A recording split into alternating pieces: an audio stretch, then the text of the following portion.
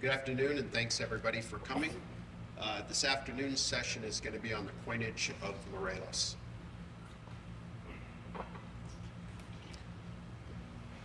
We can generally divide the coinage of Morelos into about 6 categories, and we're going to briefly touch each of those today. The first of those would be the standard suits, issued 11 to 14. We're all very familiar with those in copper. They also exist in silver. The Woutless suits of 1812. No, you're good. Just hold it a little closer.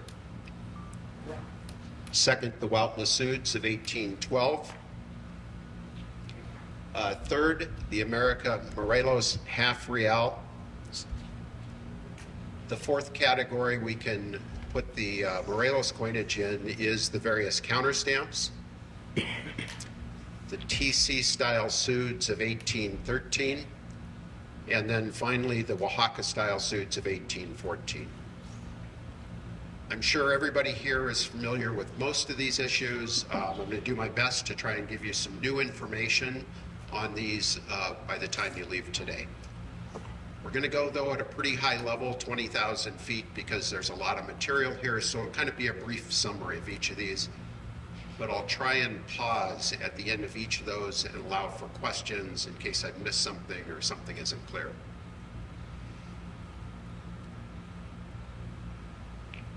Very brief biography, Jose Maria Morelos, born 1765. So he's 45 years old at the start of the War for Independence, fairly senior compared to a lot of the guys. He was raised by his uncle, and his uncle was a muleteer that ran mule trains from the coast, from Acapulco through Chilpancingo up to Puebla and Mexico City. This is important information because this southern coastal area will be where Morelos takes military command, and he's got a very good knowledge of the area from his childhood and young adulthood working with his uncle.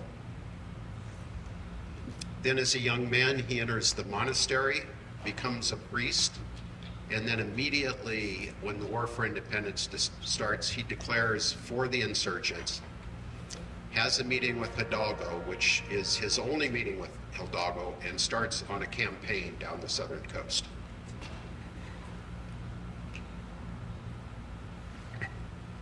I just want to orient everybody to the area that Morelos had a command in. I'm sorry I don't have a laser pointer, so I'm going to use my hands.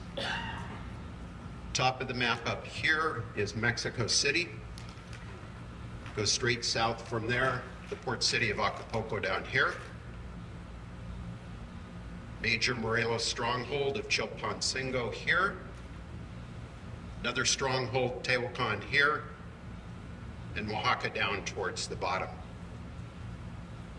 Most of the military forces of the insurgency we can divide into 2 big camps. One of those was controlled by the Supreme Junta itself, 3 members of that board. And they were in the area of Michoacan. You can see it in the blue shaded area here. They controlled most of that area from the beginning of the War of Independence through 1814, with the exception of the capital city of Valladolid. The area of Morelos' military control is shown in green along the southern coast, and then the dashed lines show the area of his 4 major military campaigns, and that is the area where his coinage occurs. And we'll take a brief look at each of those, but we'll primarily look at the coinage during each of those 4 campaigns associated with that time period.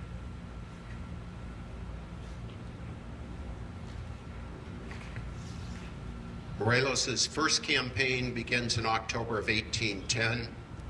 The goal of this campaign is to capture the rich port city of Acapulco.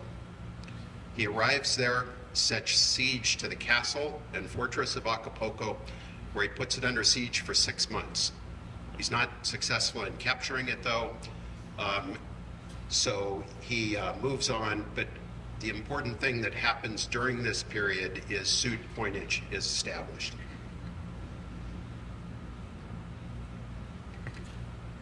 In Tecpan, in July of 1811, he issues a proclamation He creates the province of Tecpan, the area of his operation. But importantly for us, he authorizes the coinage of copper suits. And these copper suits are issued as an IOU, specifically redeemable in gold or silver, at the latest at the end of the war or before, when metal is available. His proclamation describes what the coinage is to look like, and specifically describes that his monogram with an M, O, and an S will be on the obverse.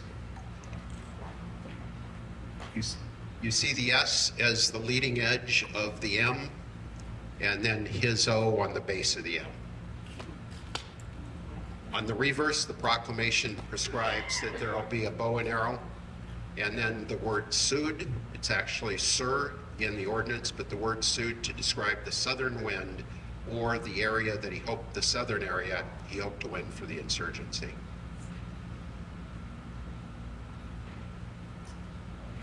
This is an 1811 silver 8 real. They're in an ornate style.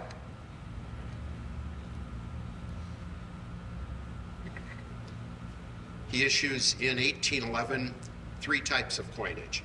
The first is on the top left. It is struck in copper. He issues the same type of coinage struck in silver.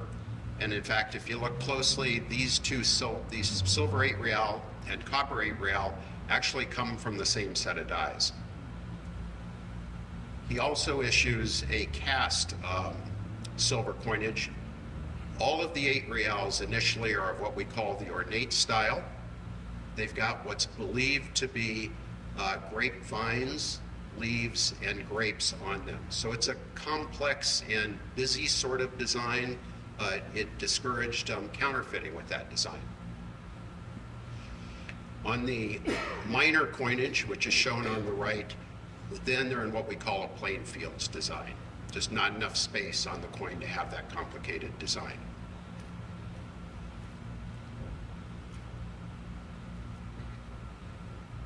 In November of 1811, after resting for about 3 months, Morelos sets out on his second campaign. The goal of this campaign is Puebla, which was an important trading city, but he never gets there. He's encountered by the Royalist troops, and he sets camp in Puebla, and he reinforces the city and gets ready for the battle with the Royalists. They have a couple of frontal assaults, but they stop and they decide to just lay siege to the city. So they try and starve him out. And they're very close to successful. They're reduced to eating rats. And after 72 days, Morelos escapes with most of his people in the middle of the night and starts to establish a legend of being able to, they considered it a victory, or at least to get past the Royalist forces. An important event that occurred during this period of time is the issue of the Huautla suits. So we'll look at those.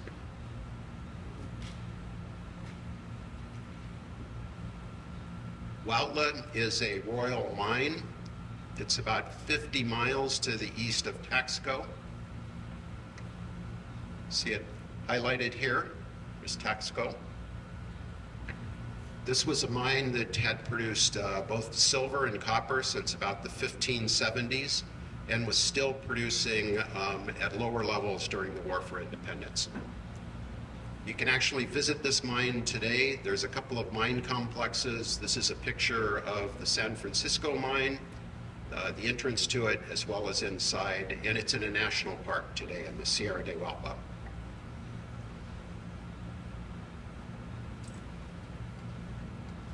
The coinage itself, we only know of a copper 8 real.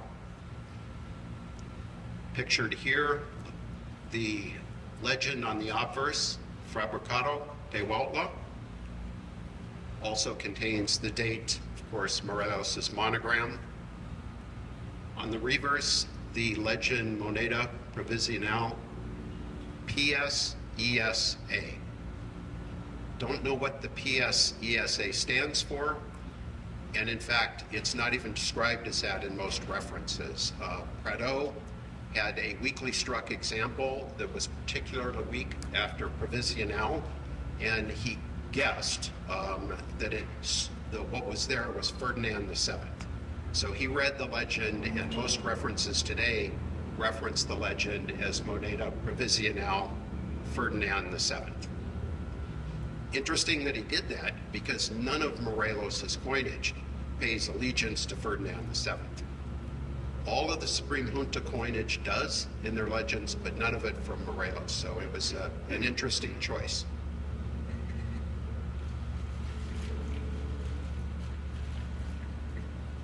This coinage is very rare.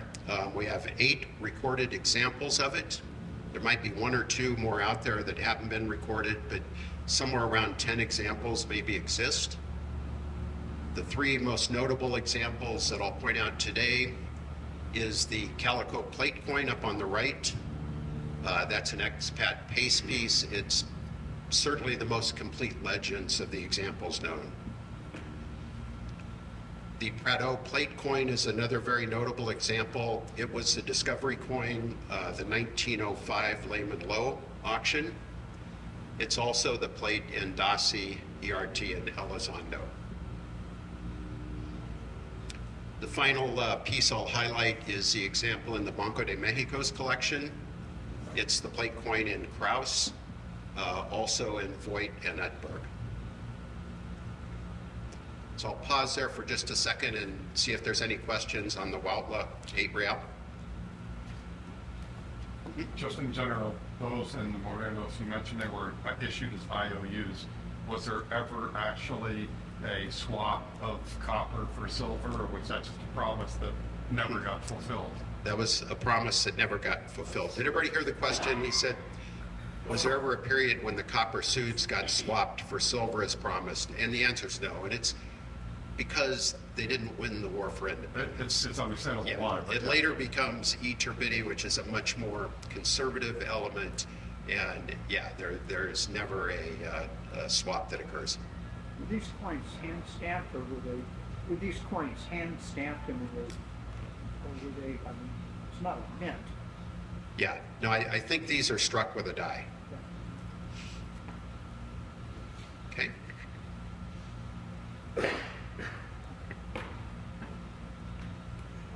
Morelos gathers his forces, spends another 3 months or so in camp, and then in July of 1812, he starts out on his 3rd campaign.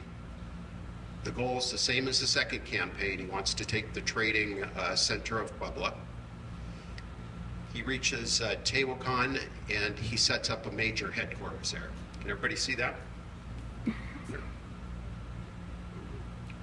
This becomes a strong point in the war for independence, and the insurgents hold this long after they've lost, for instance, Oaxaca. While Morelos is in Tehuacan, he receives word that Oaxaca is virtually unprotected by the Royalist forces. So he changes his direction. Instead of going north towards Puebla, and he heads with his troops down towards Oaxaca. In November of 1812, he takes Oaxaca, receives supposedly a couple $1 million worth of gold, jewels, silver, and other things doing that. The notable event between the 2nd campaign in Morelos and the 3rd campaign in Morelos is the wide expansion in the minting of suit coinage.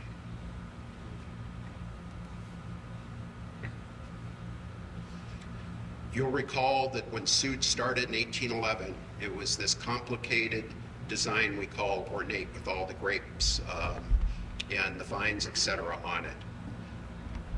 Beginning sometime in 1812, that expands into a lot of different styles that we refer to as the plain fields, and a lot of different styles of those plain fields. A few of them noted here: dotted border on the one on the top right, feathered arrow, the one on the bottom left, an unusual circular bow, bottom middle, and a really unusual piece that has 3 diamonds between the denomination on the bottom right. Lots of other sort of varieties of this non-ornate plain fields coinage. I'll show you in a few minutes why we believe that those coins, their design represents the city they're in, or at least each of those was struck in probably a different city under insurgent control. What happens with all these designs is they start to get a lot of counterfeiting. There's lots of designs out there. They're very simplified compared to the ornate soonage, and counterfeits start to proliferate. Any questions on the difference in designs here and the ornate versus non-ornate coinage? That becomes important as we go through this. Yes? Yeah, Max, there's some people that may say the ornaments are originals and all the planes are fakes. What's your take on that? Not true. And we'll see by ordinance. Morelos has an ordinance, and he will describe which coins were made where. Now, when I say that, he doesn't show pictures like this, but by looking at the coinage, we can deduce where they come. We can actually show where the ornate style are produced and where the non-ornate style are produced. So we can be certain that the majority of the non-ornate style are good, even though there are lots of counterfeits. And Max, was the weight super variable on those? I don't know them well. But Yeah, very variable. all over the map. The weight all over the map. And I should say, while I'm showing copper here, virtually all these exist in silver as well. And most of them exist in minor denominations, at least for the 2 reales in these various designs. And even in the silver, the weight was not set. So the weight was sort of wherever they cast the planchet and it came out to be. And it'll run generally from 20 grams maybe to 27 grams. But the copper, I mean, sometimes we see examples that are close to 40 grams and sometimes 17, 18. Max, I have a question. Can you comment on the rate of counterfeiting with the minor coins versus the 8 reals? Is there any difference in the rate of counterfeiting? They were all counterfeited. Okay. And I'm going to go over the counterfeiting here literally in I think the next, well, just a couple of slides.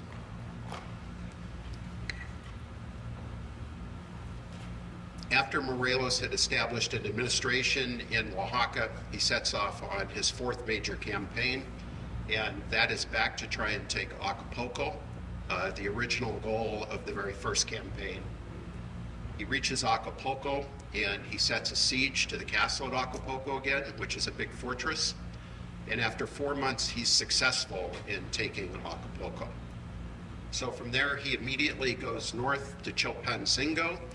He arrives in August of 1813 and begins preparing everything for the Congress of Chilpancingo, which will occur the following month.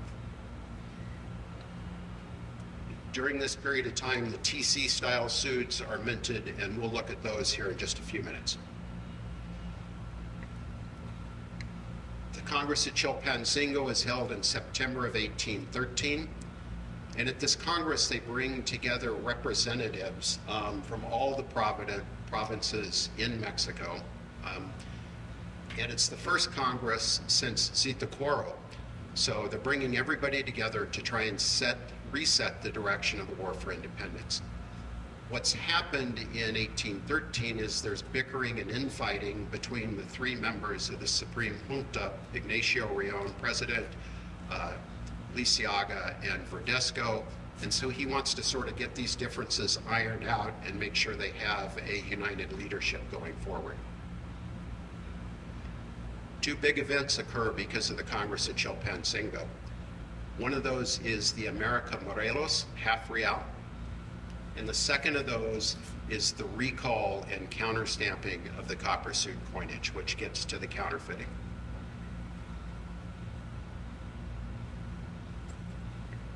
I want to look first at the America Morelos half real. This is an issue of Oaxaca. You can see on the reverse legend it says Provisional de Oaxaca.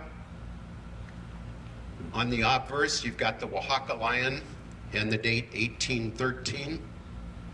And then what's always been a curious legend that says America Morelos. I would submit to you that this coinage is a commemorative issue of the Congress of Chilpancingo. Why do I say that? There's 2 big events that occur at the Congress of Chilpancingo. The first of those is a Declaration of Independence. The document is called Sentiments of the Nation, And Article 1 of this Declaration of Independence states that America is free and independent from Spain and all other nations, governments, or monarchies. Let that soak in for just a second. It's America that is free and independent of Spain. It's not Mexico. Hidalgo, Morelos, Ignacio Rion, all the insurgents of this period referred to this country of America, and they differentiated it from Norte America. The native-born population were Americans, not Norte Americanos. Second big thing that occurred is that Morelos was elected Generalissimo for life. Morelos at this time is a mythical figure. He's like George Washington 50 years before him, but he's more powerful than George Washington.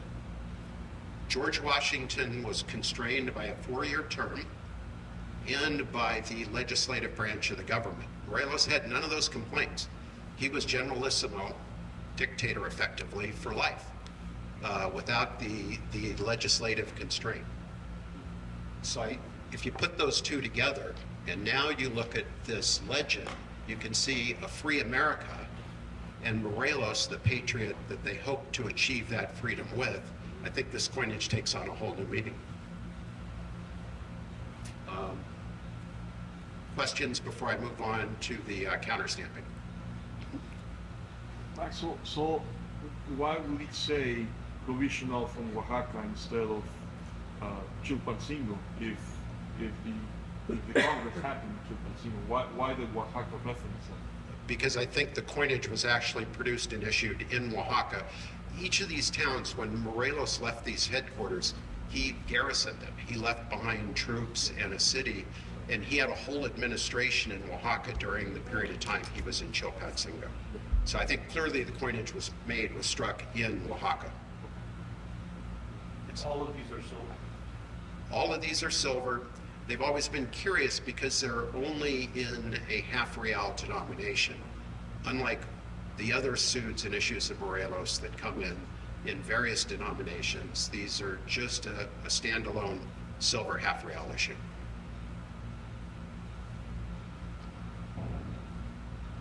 Okay.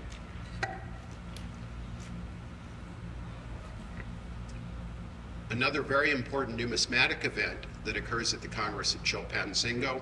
This is about 3 weeks after the Declaration of Independence, is Morelos issues a decree on September 30th, 1813, where he recalls the copper suits for counterstamping. This is a fairly little known document, but it's extremely important in our ability to decipher the suit coinage, sort of like a Rosetta Stone, in my opinion. The problem he's encountered is ever since early mid-1812, when we saw this proliferation of suit types, where it went from just being the ornate type, very difficult to counterfeit, to being the plain fields type, easy to counterfeit, lots of styles, nobody knew what was right, what was wrong.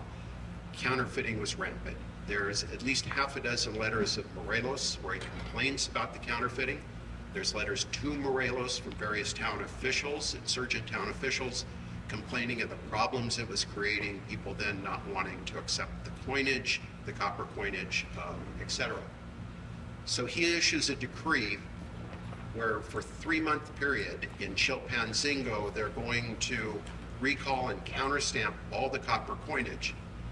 And it's an interesting decree from a lot of areas. I won't read the whole decree, but what it says is that the people, the peons, have accepted in good faith this copper coinage, and they're being cheated.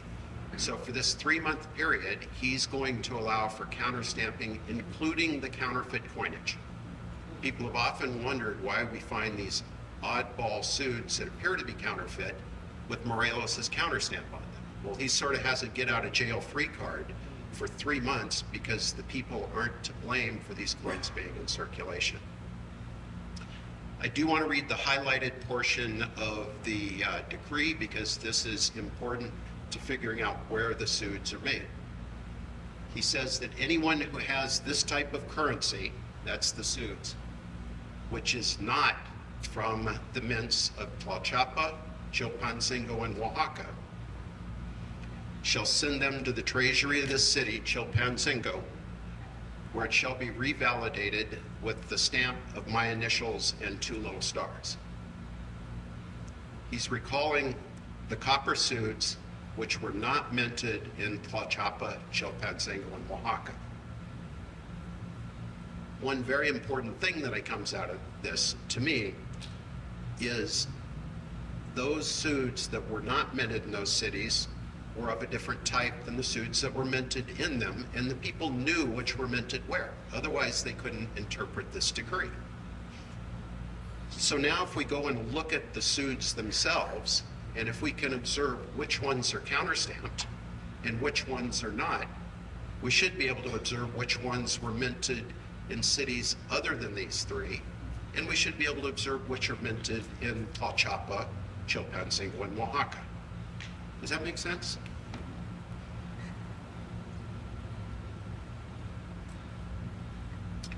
I had the good fortune of having a group of about 500 copper suit 8 reals available to me from about 5 or 6 major collections, some of these physically in my presence, some online. And so I did a survey of these, and about 60% of those are of the ornate style, and only 2% of those are counterstamped. Ornate style suits are rarely counterstamped. And if you ask any of the serious collectors of copper suits, Romero, how difficult are suits to get counterstamped of the ornate style? They're hard. The other 40% of the suits, roughly 200 suits of the plain fields or non-ornate style, slightly more than 50% of those are counterstamped. 50%. I'd submit to you that that clearly tells us that the ornate style suits are the suits that weren't recalled and hence not counterstamped, and the plain field size suits are the ones that were recalled. And those are from cities that are not Tlaxcala, Chilpancingo, and Oaxaca. Good. Any questions on that? I started. Yeah. So my assumption is these were put out in the world in the hands of ordinary people, probably a lot of what they say peasants. And so recalling it, especially in a vast territory, would be pretty challenging to bring all the money back. And so would the other issue with those first issues would be that those would just be further off in field. What I'm saying is, am I right about that? Were these widely circulating and being squirreled away in far corners of the territory? So the question is, basically, how could you get all these suits back to Chilpancingo? I think it's unlikely they did. Now this is the only decree that I'm familiar with, and I've searched, there's a database with 1,400 Morelos decrees on it, and I've read every one. And this is the only one that deals with suits. But that doesn't mean that it's the only one that deals with suits. We just don't have the others. I can't imagine, like you, that these all got back to Chilpancingo. I suspect regional insurgent capitals counterstamped them. There's other elements that are unusual that aren't addressed here. For instance, you'll notice I show copper suit 8 reals. Those are the ones that are counterstamped. We rarely find copper suit 2 reals counterstamped. So is there another document that explains that? Perhaps. When copper suit, or when 2 real suits are counterstamped, they're counterstamped on the reverse. 8 reals are counterstamped on the obverse, for the most part. Could there be a document that deals with that? Because there's clearly rules of the road here that the coins themselves followed. We just don't have the documents that go with them. One? Master, can we think in the interpretation of the decree that what Morelos was saying, that other than these 3 cities probably were not in his history of coining the coins and were considered spurious or were considered counterfeits in the way that he said that? I mean, he didn't say, okay, in other cities other than these 3, we were producing coins. But what he's saying is, if any other coin was produced outside of these three cities, should be counterstamped. Let me make sure I understand the question. Are you saying, could it be that these three cities, Tlaxcala, Chilpancingo, and Oaxaca, were not valid, and that's why he excluded them? No, we're the only ones that were approved for making coins for Morelos. I mean, or there is more evidence that there were other cities producing these coins under Morelos' blessing, let's say, but not counterfeit. So the question is, I guess, could it be that all the suits that weren't from Chilpancingo, Oaxaca, and Tlaxcala were counterfeit? I don't think so, because first off, if you're going to counterfeit something, you got to counterfeit something in circulation. So if what's in circulation is ornate style suits, and then you create a counterfeit of something completely different, that counterfeit's not going to work very well. We also can be pretty certain that in major headquarters like Tehuacan, that they are minting suits. And now he's not recalling, or he is recalling suits from those cities. So they must be of a different style than the ornate style. And when we look closely at a large group, not even that closely, when we look at a large group of plain field suits, non-ornate style suits, there are some that are pretty well done. They've got punched legends, etc. And then 25% of them are these crude oddball things that are very different, hand-cut letters, etc. And to me, at least for my opinion, those are contemporary counterfeits. There is, I should say, some gray area there. There's stuff that kind of falls in between the margins, that one letter's off, or it's got a retro digit in the date, that may or may not be a contemporary counterfeit. But if you get a large group of suits, you can put a pile that look perfectly good over here and some that are clearly contemporary counterfeits over here. And by far the smallest pile is those marginal coins in the middle. So there are also a number of other cities that we believe struck suits because of letters that went out. And there are letters of guys saying, commanders saying, I didn't strike suits in this area. They were accused of striking them without permission of Morelos, and they complained that they're being falsely accused. Again, those things only make sense in light of the fact that suits were being made in other cities. Thank you, Max. Did the counter stamps ended up being falsified almost as quickly as the coins were falsified, weren't they? So the question is, were the counter stamps falsified as quickly as the coins were? I get asked this question a lot, and honestly, I don't know the answer because the Morelos counter stamp is so simple that it'd be very easy to counterfeit. But one thing that comes out of this September, October, November recall and counter stamping effort, in my opinion, now this is speculation, is there were orders out there to stop minting any non-ornate suits, in my belief. There, in 1814, there's only ornate style suits. And they probably made millions of them. There's certainly a population of more than 1,000 today of 1814 ornate style suits. But we don't have a single example of plain field suits dated 1814. So it makes perfect sense to me that Morelos says, I'm going to recall all these. We're going to go ahead and approve those already in circulation.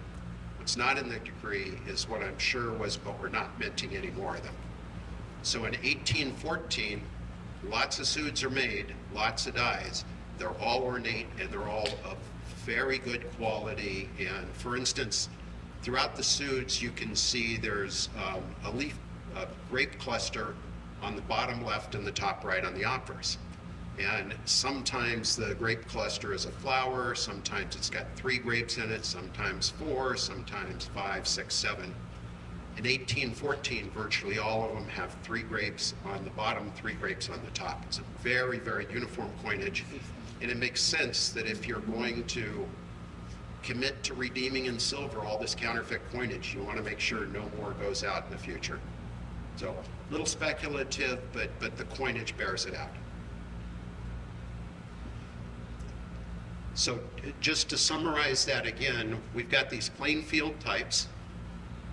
They are counterstamped more than 50% of the time.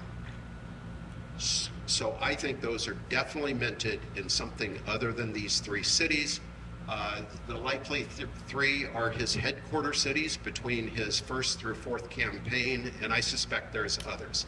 Certainly he must have been minting these in his headquarter campaigns because he's got to pay people during this period of time. On the other hand, we've got the ornate style suits. They're not counterstamped, so they must have been made in Tlaxcala, Chilpancingo, and Oaxaca. Unless there are other suits that are counterstamped that could have been made in one of those three cities.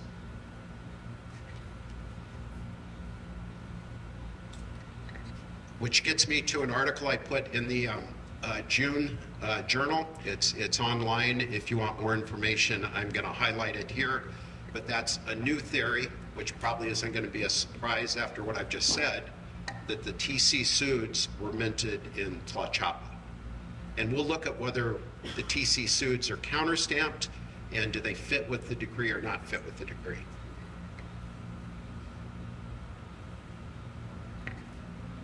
First, though, for those of you that aren't familiar with the TC style suits, let's start with what we think we know about those.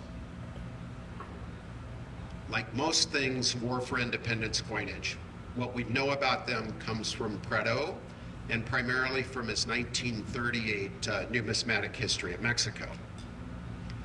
In that book, Prado states that the TC style suits are issued in the insurgent headquarters of Tehuacan, and that they're issued to differentiate the suits that were made before Morelos left. Now recall, Tehuacan is his headquarters until October of 1812, when he leaves to take Oaxaca. So Prado says that they want to differentiate the suits made before Morelos leaves in October of 1812 from those after him leaving, and so they changed the style to TC style suits. And the TC stands for Tierra Caliente. I'm sure many of you this is probably grilled into your understanding of these points, which represents the hot country. There's a number of problems with this theory. The first problem is the idea that you would need to change the style of the suit when Morelos leaves.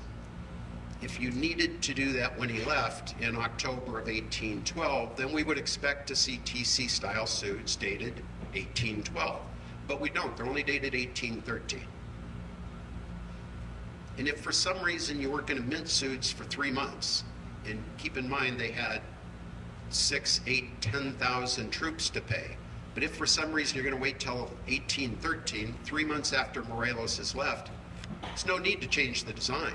The change in date from 1812 to 13 tells you which ones were minted before Morelos left to the period after he left.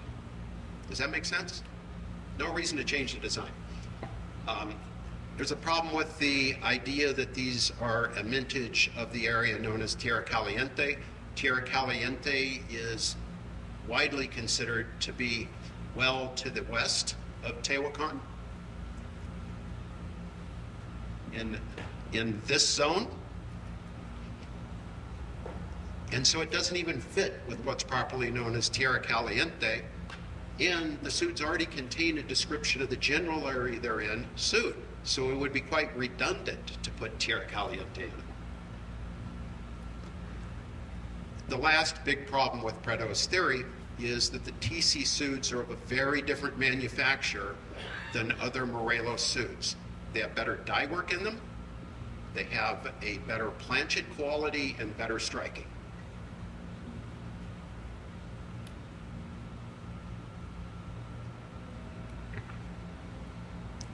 Okay, let's test the theory now that we know what Prado said, and let's look at the suits themselves. I had slightly over 100 TC style suits available in this grouping. 5% are counterstamped. 2% of the ornate style suits, more than 50% of the non-ornate plain field suits. The TC style suits are like the ornates, they're rarely counterstamped.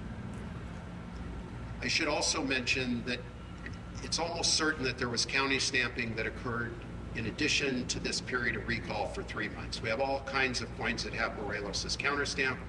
So there was other counterstamping. So exceptions, small numbers should be expected. We have lots of coins that have Morelos' counterstamp. But during this 3-month recall, they must have looked at hundreds of thousands of coins for counterstamping, maybe millions, just given the vast number of suits. So the TC style suits, like the Oaxaca style suits, are rarely counterstamped.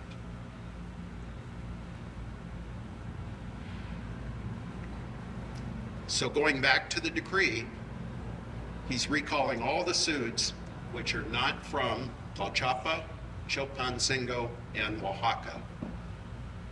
Fits very nicely with the TCs. Now let's look at Tlalchapa and see if we can explain any of the differences in the manufacturing quality of the suits.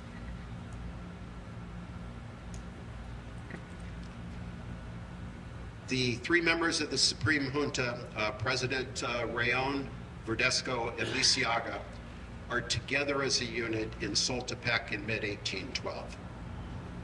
Soltepec comes under a concerted royalist attack, and they decide to separate so that they wouldn't present such an easy target of all 3 being in the one place. So they each take a separate military command, Lisiaga in North Michoacan, Rayon in the center, and Verdesco takes western Michoacan. He's in Hatemo, right next to Tlalchapa. Tlalchapa, by the way, was a former headquarters of the Supreme Junta. It's been a stronghold of theirs since the early days of the revolution. In early 1813, Verdesco ends up in a leadership dispute with Rayon, and he asks Morelos to support him. Rayon, of course, is asking Morelos for help on this insubordinate Verdesco. Morelos wisely stays neutral. But at this point in time, in early 1813, Verdesco had every reason in the world to do a different style coinage from Rayon in Tlalpujahua. The other thing is the Supreme Junta had superior technology to Morelos' southern forces. It was always a mining center. They had mining technicians, metallurgy guys, and minting guys as part of that administration. Sometimes we think of these insurgents as being, a few guys in camp, but these were large operations. They had administrations, etc. To demonstrate the superiority of the Supreme Junta's technicians in Tlalpujahua that were available to Verdesco, you can look at the 1812 Supreme Junta struck silver 8 real. If you look at the die work of this, if you look at the planchet quality, the minting technology, it's far better than any of the southern suits produced by Morelos.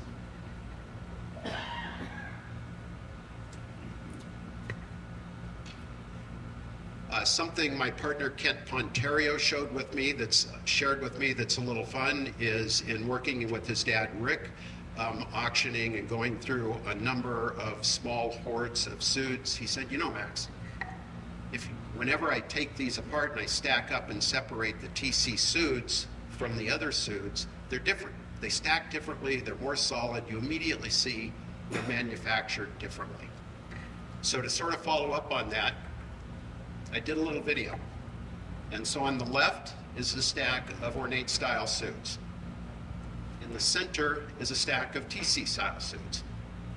And on the right hand side is plain field suits. And these are taken at random out of this group. Can everybody see the eraser head up on the right hand side? I'm going to take a pencil and I'm going to tap each of these stacks. I thought about bringing the coins into the room, but I thought it might be easier just to see the video. And take a look and see if you can see the difference between the TC style suits.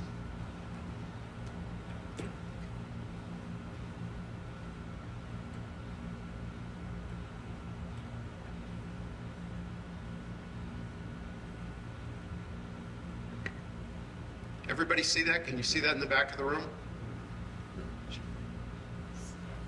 Do you see the difference between the suits? Much flatter. you're mistaken. That's more uniform, so they don't follow. Much more uniform, yeah, yeah. And so, it's my opinion that they had to be struck somewhere other than where other suits were being made, somewhere with better technology. So now we've got an ordinance that talks to Tlaxcala. We've got a place that fits the initials TC, and we've got a reason why we would have a better style suit.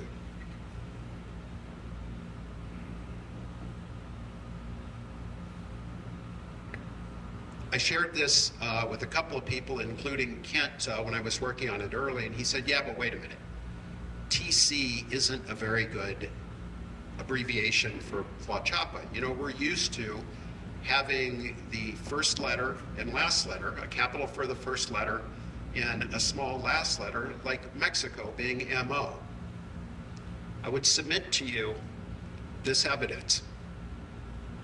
This is the Oaxaca suits, issued perhaps 6 months after the TC style suits, where Oaxaca is abbreviated with a capital O, capital X, capital A, a stop between each of those letters, which generally we think of as being the termination of a word and movement to another word.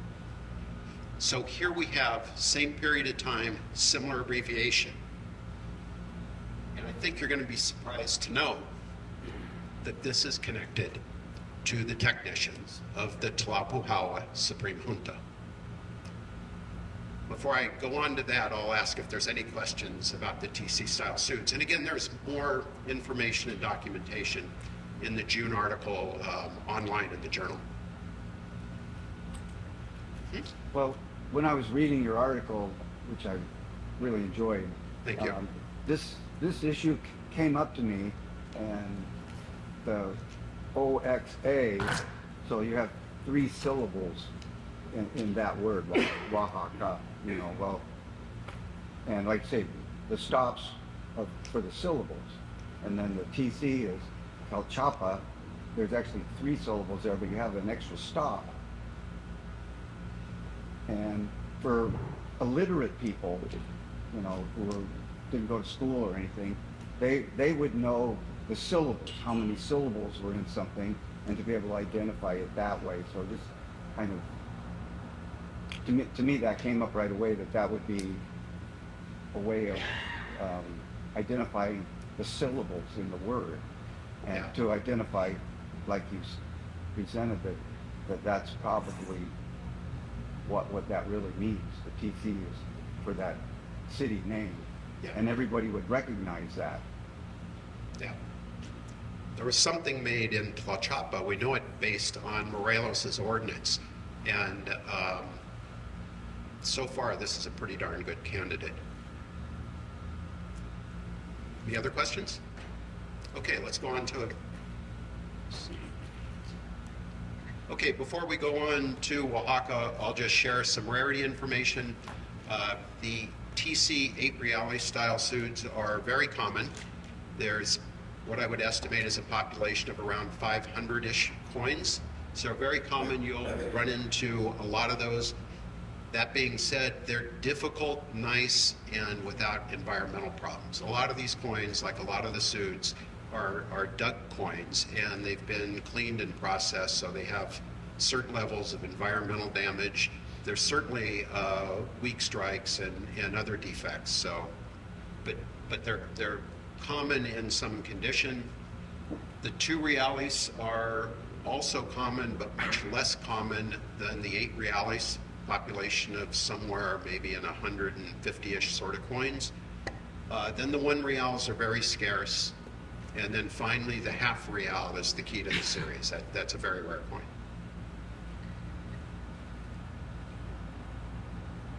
Okay, let's move on to our last of our 6 groups of Morelos coinage. This is the Oaxaca suits of 1814.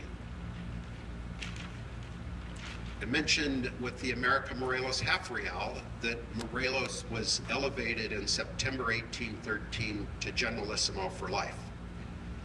He replaced the 3-member Suprema Junta as the executive, the leadership of the revolution. And the president of that junta is Ignacio Rion. Morelos is going to leave Chilpancingo and go on his final campaign with the goal of seizing the capital of Michoacan, Valladolid. But before he does, he appoints former President Ignacio Reón as the governor of Oaxaca province. This is, I think, I'm not sure that anybody's ever talked about this, but Reón leaves in the first part of January 1814 for Oaxaca, and his charge is to fix some of the administrative problems that have occurred in Oaxaca since Morelos left about 12 months before. He left an administration in place. That administration had become known as incompetent and somewhat corrupt. There were a lot of minting problems there, counterfeit suits, money problems, so Morelos was charged with fixing that. Morelos leaves Chilpancingo with a dozen of the administrative people from his administration in Tlalpujahua to go take care of the problems in Oaxaca. How do we know this? Morelos leaves behind a diary, which exists today, and he describes every day or every other day of the trip from Chilpancingo to Oaxaca, and he even describes some of the administrative technician he brings with them, including Luis Rodriguez Alcanedo. Many of you may have heard that name. He's a fairly famous, known silversmith and artist of the period. He's put in charge of the coinage. The sued Oaxaca-style suits also have a similar quality to the TC suits. They're cleaner dyes.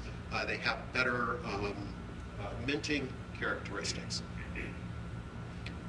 Interesting now, we've got potentially the same guys from Tlalpujahua, or with Verdesco and Reón there in 1813, now going down to Oaxaca in 1814. And you'll have to let me know if you see any similarities between the TC style suits and now the Oaxaca style suits. We can pinpoint very closely the manufacture of these Oaxaca style suits to February, March-ish of 1814, and I say that because the Royalists take Oaxaca March 29th, 1814, and it never leaves their hands again. So the only period these could have been minted is before March 29th, 1814. Questions on Oaxaca style suits? Okay.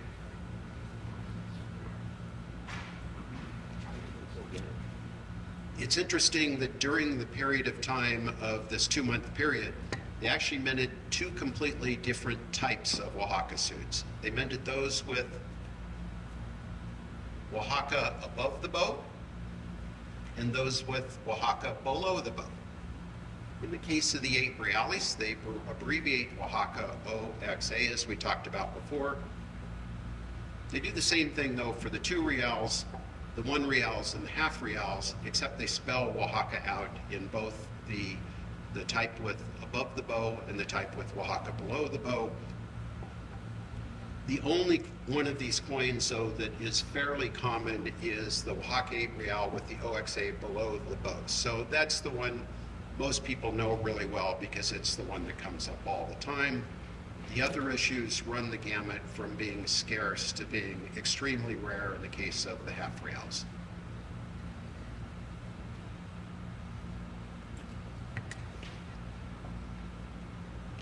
While Reón is going to Oaxaca, Morelos is heading to Valladolid. I think I mentioned earlier that Michoacan, the area of the Supreme Junta's control initially in blue, almost completely under insurgent control with the exception of the regional capital of Valladolid. So Morelos decides after Chilpancingo, he's going to go take that capital and install it as the capital of the insurgents. And he arrives outside Valladolid in December of 1813 with over 6,000 men. He's got a large army with him, most of the military leadership of the insurgency with him. But there's a guy defending Valladolid named Iturbide, a royalist captain who will later famously switch sides and become the first emperor of Mexico. But at this point in time, he's a royalist. And he gives Morelos' 6,000 men a thrashing. This becomes a large turning point in the war for independence. And for the rest of 1814 and into 1815, the Congress and the leadership of the insurgency is on the run, and they're being pursued by the Royalists. Morelos is captured in November of 1815 and executed a little under 30 days later, and thus ends the career of probably the most famous and beloved patriot of Mexico, Jose Morelos. When was he executed? December of No, 18. I believe Puebla. Do you know? I think it's Ecatepec. Did, just south of Mexico City. Yeah. That is the coinage of Morelos. I'll be happy to entertain any other questions or discussion. The 1811 silver suits, there's struck ones and there's cast ones. Were they produced in two different places, or you don't know, or? I don't know. Morelos issues a decree authorizing suit coinage in Tacpan, and he establishes a headquarters in Chilpancingo in 1811, so we can be pretty certain of those two places. Other places, there's just no documentation. The cast silver suits, though, are interesting because the 1811 through 1814 are all from the same madre. They're almost identical coins with just the last digit, the 1, 2, 3, or 4 changed. So they must have been under very tight control. So all the cast coinage, cast silver coinage, is very, very uniform. So I suspect it had to be in one place, but I don't know which place. If I had to guess, Chilpancingo would be the likely one. Are there a lot of counterfeits of the silver cast? Is that a small percentage of the known specimens, or a significant chunk of this? It's significant. Is it 10%? I'm not sure, 15%. But it's very difficult to counterfeit the edge on a proper cast suit. The edges of these suits were, I believe, filed. There's some different opinions on that, but they have a distinctive edge with a not quite vertical, sort of sharp lines on it. Yeah, and I've never seen that duplicated in a way that's believable. So if you have a counterfeit, if you have a coin that's got a very uniform edge, it's likely counterfeit. Mike, would you add anything to that? Okay. Yes. During the 1830s, copper was taken around half its silver value. During Morelos, copper was taken at full value, or less than silver. Can someone help me with that? I couldn't quite hear it. O sea, silver was taken, I mean, the copper coins were taken at full value, or less than silver. I mean, probably less than silver. The documentation is scarce, but what we do know is that between 1811, when the copper started, and 1814, that inflation ran rapid with the copper series, as you would expect. So by 1814, it was 5, 6, 7, 8 to 1, the copper reales to the silver. 8 to 1. By 1814, but it appears that at least in the start, they were pretty well accepted, and probably, because the insurgents had good control, and, this was at the point of a gun. By the time we get to 1814, they're on the run, and so people don't feel quite as forced to take them as well. I would guess, but like I say, the documentation, except for the inflation, is pretty thin. Population's questioning whether the level of redeemed. They never got redeemed, no. Yeah, in fact, some of us are still waiting to redeem those today. Just kind of a thought I've had, because you have the silver ones and you have the copper ones, and there's a lot of copper ones, and the silver ones are a lot scarcer. And I was thinking, you would issue the copper ones, you could pay troops, or you could pay people, if you're confiscating their animals or provisions or something. But if you have to buy guns or manufactured equipment from an establishment or another country even, they're not going to take your copper. They're going to want silver. Yeah.